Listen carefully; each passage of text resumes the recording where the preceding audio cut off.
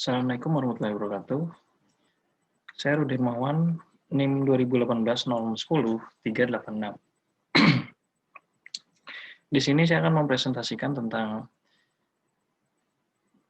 makalah saya yang berjudul Upaya Pemerintah dalam Menangani dan Menanggulangi Sampah Medis di Masa Pandemi COVID-19.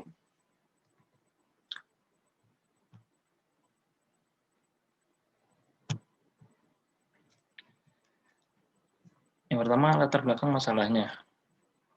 Pada 2 Maret 2020, untuk pertama kalinya pemerintah mengumumkan 2 kasus pasien positif COVID-19 di Indonesia, tapi menurut pakar epidemiologi Universitas Indonesia, yaitu Pandu Riono, yang mana beliau mengatakan bahwa virus corona jenis SARS-CoV-2 ini sebagai penyebab COVID-19 itu sudah masuk Indonesia sejak awal Januari.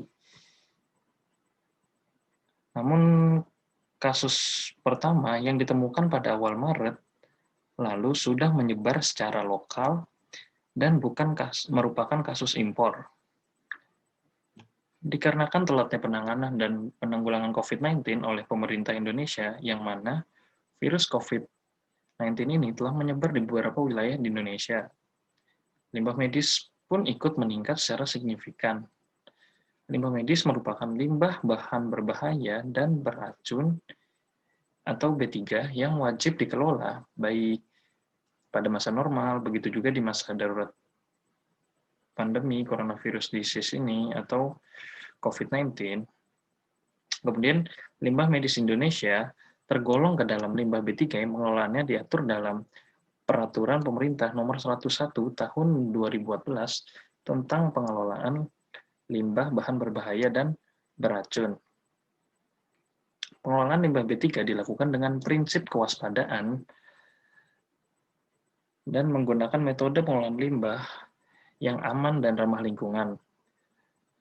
Limbah medis ini memiliki 2 jenis, yaitu limbah infeksius dan limbah domestik, yang mana memiliki langkah-langkah dan cara pengelolaan yang tentunya pun berbeda. Kemudian dibutuhkan perlakuan dan fasilitas khusus sejak limbah itu dihasilkan hingga dimusnahkan.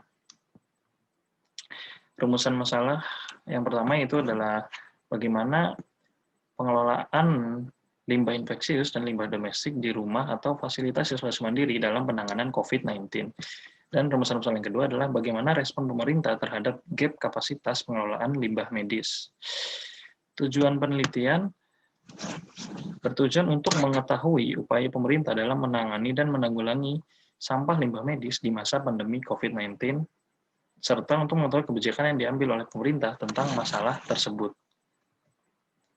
Metode penelitian. Penyusunan makalah ini menggunakan metode penelitian hukum normatif, yaitu dengan menganalisis norma-norma hukum yang dituangkan pada beberapa data literatur. Bahan hukum berupa data tersebut terbagi menjadi data primer yang terdiri dari Undang-Undang Dasar dan peraturan perundang-undangan lainnya. Kemudian data sekunder yang terdiri dari artikel, jurnal, makalah, dan literatur lainnya yang didapat dari perusahaan online, dan tentunya juga berkaitan dengan penelitian ini, yaitu mengenai tentang upaya pemerintah dalam menangani dan menanggulangi sampah limbah medis. Kemudian pembahasan yang pertama yaitu pengelolaan limbah medis. Pengelolaan limbah B3 medis telah diatur dalam Peraturan Menteri Lingkungan Hidup dan Kehutanan Republik Indonesia Nomor 56 Tahun 2015 yang meliputi pengurangan, pemilahan, penyimpanan, pengangkutan, pengolahan, dan pemusnahan seperti penimbunan atau penguburan. Kemudian, pengelolaan limbah B3 medis di beberapa rumah sakit pada masa pandemi COVID-19 sudah dilakukan, namun masih belum sesuai persyaratan. Pada praktik pengurangan dan pemilahan, masih terdapat beberapa rumah sakit yang tidak melaksanakannya. Kemudian, pengertian limbah infeksius dan domestik. Limbah infeksius sendiri adalah zat berbahaya yang berasal dari pasien yang terkena infeksi, khusus untuk membuangnya agar tidak menular kepada lingkungan sekitar selain dari penyakit menular. Benda infeksius juga didapat dari kegiatan laboratorium, sedangkan limbah domestik adalah benda atau zat yang dihasilkan dari sisa kegiatan rumah tangga, sekolah, pasar, dan tempat-tempat umum. Contohnya botol plastik, sisa makanan kaleng, air sabun, bekas, dan lainnya. Kemudian langkah-langkah pengelolaan limbah infeksius dan limbah domestik. Limbah infeksius yang dihasilkan oleh kegiatan petugas kesehatan dalam kesehatan kepada masyarakat dan atau di karantina isolasi mandiri, maka dapat dilakukan langkah-langkah pengelolaan B3 padat sebagai berikut. Yang pertama yaitu limbah B3 berupa test kit bekas dapat dimasukkan ke dalam safety box atau kantong plastik kuning infeksius, kemudian dilakukan disinfeksi dengan larutan klor yaitu sebesar 1%. Kemudian yang kedua, limbah B3 berupa alat pelindung diri atau APD bekas dan limbah medis lainnya dapat dimasukkan ke dalam kantong plastik kuning infeksius, kemudian disinfeksi dengan larutan klor yang berjumlah 1%. Kemudian limbah medis yang sudah dilakukan disinfeksi ini dibawa oleh petugas kesehatan ke fasilitas pengolahan limbah B3, baik di fasilitas layanan kesehatan, apabila mengolah sendiri, ataupun lokasi lainnya yang ditentukan oleh pemerintah daerah.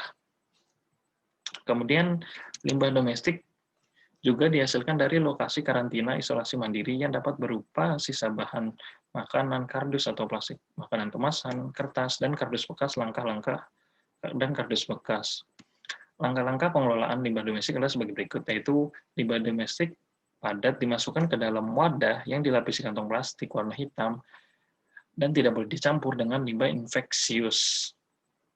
Kemudian yang kedua, apabila terdapat cairan, maka cairan tersebut harus dibuang ke lubang wastafel atau WC yang disalurkan dialirkan ke saluran pengelolaan air limbah. Lalu yang ketiga, petugas kebersihan wajib menggunakan APD atau alat pelindung diri, kemudian masker, apron, sarung tangan, dan sepatu bot. Lalu yang terakhir, pemerintah daerah setempat wajib memfasilitasi pengambilan, pengangkutan, dan pengelolaan limbah domestik dan infeksius yang bersumber dari isolasi atau karantina mandiri. Kemudian dalam pengelolaan limbah infeksius maupun domestik yang berasal dari rumah atau fasilitas karantina mandiri, yaitu diperlukan peran dari pemerintah setempat dan masyarakat. Peran yang diharapkan dari masyarakat itu dari masyarakat dan pemerintah daerah setempat itu adalah yang pertama, menyampaikan informasi tata cara mengelola limbah infeksius rumah tangga sebagai bagian dari pengelolaan sampah rumah tangga. Kemudian yang kedua, petugas dari Dinas Lingkungan Hidup dan Kesehatan berkewajiban untuk mengumpulkan dan mengangkut limbah infeksius yang dikumpulkan warga untuk dibawa ke tempat pengumpulan dan pengolahan limbah B3. Kemudian peran masyarakat yang diharapkan antara lain sebagai berikut: membantu aparatur desa atau kelurahan dan petugas puskesmas dalam pendataan keluarga dari yang akan menghasilkan limbah infeksius. Kemudian jika wilayah tersebut tidak ada petugas kebersihan khusus, maka keluarga bersama komunitas menghubungi camat, lurah atau kepala desa untuk meminta agar kantung limbah infeksius dapat diambil oleh Dinas Lingkungan Hidup dan Kebersihan. Kemudian yang terakhir, mengorganisir warga untuk mengumpulkan kantung limbah infeksius beranda dari rumah warga yang merawat kasus atau berkontakan langsung dengan dan meletakkannya di Dropbox atau depo. Kemudian respon pemerintah terhadap gap kapasitas pengelolaan limbah. Dalam rangka menjamin pengelolaan limbah medis di seluruh wilayah Indonesia, pemerintah telah mengeluarkan surat edaran yang ditujukan kepada pihak-pihak terkait, antara lain Surat Menteri Lingkungan Hidup dan Kehutanan Nomor 167 Tahun 2020 tentang pengolahan limbah B3 medis pada fasilitas layanan kesehatan darurat COVID-19. Pada intinya, Surat edaran tersebut merupakan upaya optimalisasi kapasitas pengelolaan limbah medis di Indonesia, baik yang dilakukan oleh fasilitas layanan kesehatan untuk mengolah limbah B3, meskipun belum mengantongi izin dengan menggunakan insinerator dengan suhu minimal 800 oC atau menggunakan autoclave yang dilengkapi shredder. Kemudian, Kementerian Lingkungan Hidup dan Kehutanan menyampaikan bahwa solusi penanganan gap kapasitas pengelolaan limbah medis sedang diupayakan dengan melibatkan pihak lain. Kapasitas dasar pengolahan dengan proses informasi saat ini adalah 314,53 ton per hari yang berasal dari kapasitas pengelolaan fasilitas layanan kesehatan, yaitu 70,45 ton per hari, dan kapasitas pengelolaan pihak ketiga, yaitu perusahaan swasta, sebesar 244,08 ton per hari. Kemampuan jasa pengolah limbah B3 oleh swasta berizin, bila dioptimalkan untuk mengatasi limbah medis COVID-19, sebenarnya dapat mencapai 679,2 ton per hari. Jumlah ini masih bisa ditambah dengan melibatkan pihak industri yang memiliki fasilitas incinerasi seperti Clean Cement. Ya, walaupun terkesan terlambat, Kementerian Lingkungan Hidup dan Kehutanan menyampaikan bahwa pembangunan fasilitas pengolahan limbah B3 oleh fasilitas layanan kesehatan sudah menjadi program prioritas nasional. Pemerintah berencana akan membangun fasilitas tersebut di 32 lokasi dalam kurun waktu tahun 2020 sampai 2024. Beberapa daerah telah menindaklanjuti surat edaran Menteri Lingkungan Hidup dan Kehutanan nomor 2 tahun 2020 melalui surat edaran kepada daerah. Harapannya, penanganan limbah medis, baik bersumber dari fasilitas layanan kesehatan maupun rumah tangga, dapat lebih diperhatikan. Harus diakui bahwa tidak ada negara yang benar-benar dapat menghadapi wabah COVID-19. Begitupun negara Indonesia. Langkah yang dilakukan pemerintah dalam mengatasi gap kapasitas limbah medis COVID-19 patut diapresiasi. Namun, terdapat beberapa catatan yang perlu diperhatikan untuk menanggapi respon tersebut. Yang pertama yaitu teknologi pengolahan masih tergantung pada insinerator. Lalu yang kedua, fasilitas pengolahan limbah media, baik oleh fasilitas layanan kesehatan maupun pihak swasta, tidak tersebar merata di seluruh Indonesia. Ini menyebabkan prinsip pengelolaan limbah B3 tidak terpenuhi, yaitu secepat mungkin dan sedapat mungkin. Yang ketiga, pemerintah perlu menciptakan iklim investasi yang sehat bagi jasa pengolah dan pengangkutan limbah medis.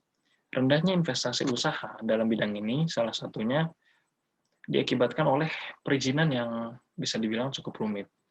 Kemudian yang keempat, pemerintah perlu mengembangkan skema pembiayaan dalam rangka mendukung pengelolaan limbah medis yang sangat membebani fasilitas layanan kesehatan di masa-masa sulit seperti sekarang. Dan kesimpulannya, berbagai upaya telah dilakukan pemerintah guna mengatasi gap kapasitas pengelolaan limbah medis, baik melalui optimalisasi kapasitas dasar atau menambah kapasitas cadangan, sehingga kapasitas total mencapai 877,26 ton per hari, yang kurang lebih 3 kali kapasitas cadangan.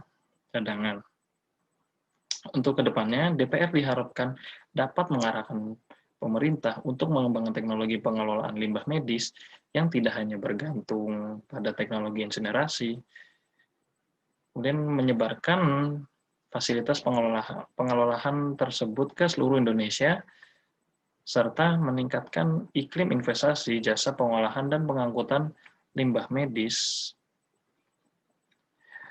Wabah COVID ini seharusnya dapat menjadi momentum bagi Indonesia untuk memperbaiki sistem pengelolaan sampah dan pengelolaan limbah B3. Sekian presentasi dari saya. Wabillahi taufiq wal hidayah. Wassalamualaikum warahmatullahi wabarakatuh.